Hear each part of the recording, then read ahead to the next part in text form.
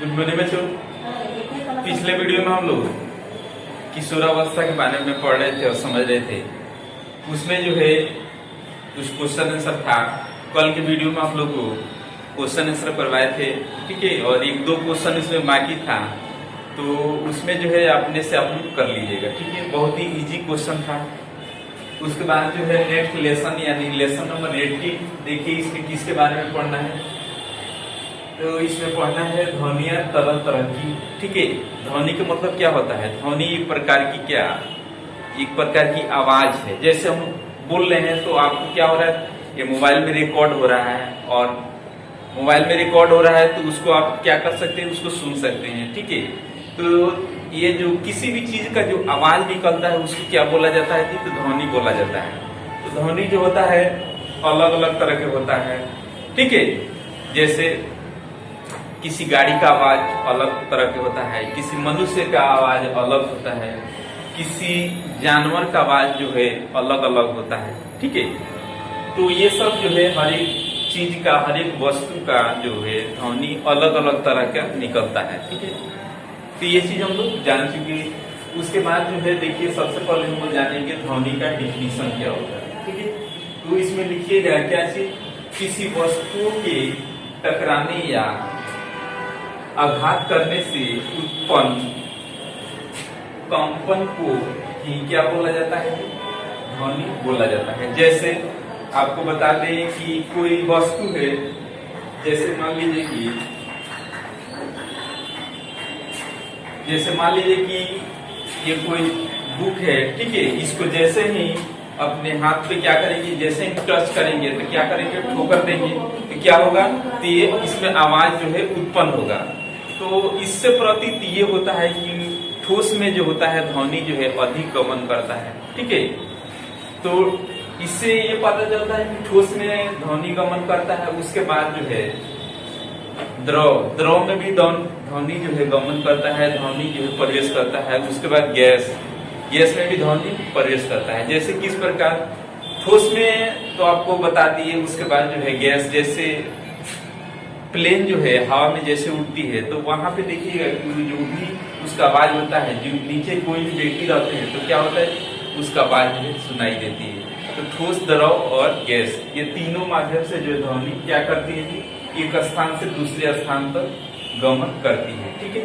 और ध्वनि का जो है इकाई क्या होता है, तो ध्वनि का जो है इकाई जो होता है, ध्वनि का इकाई, इसे क्या बोला जाता है, डेसिबल बोला जाता है। ध्वनि का इकाई क्या होता है जी, डेसिबल होता है। ये सब जो है कुछ बेसिक पॉइंट है, आप लोग इसको अपने कॉपी में नोट कर लीजिएगा, ठीक है। तो ये जो है ध्वनि, जैसे हर एक इंसान का, हर एक जानवर का जो है विभिन्न प्रकार के ध्वनि होता है।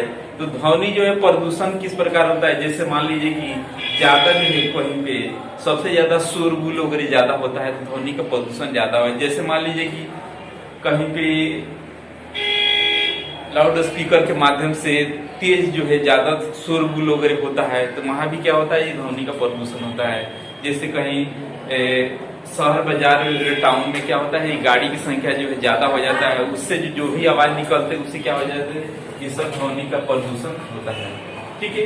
तो ये सब जो है बेसिक पॉइंट है। उसके बाद जो है ध्वनि जो है इसको तीन प्रकार से क्या किया जाता है, समझने के लिए इसको तीन प्रकार से बांटा जाता है, ठीक है। तो देखिए, फर्स्ट जो होता है क्या चीज, फर्स्ट जो होता है परश्रव्य, परश्रव्य, और सेकंड जो होता है अश्रव्य, और तीसरा जो होता है क्या चीज, तीसरा जो होता है पराश्रव्य। ये तीन प्रकार से गुजरता है, ठीक है।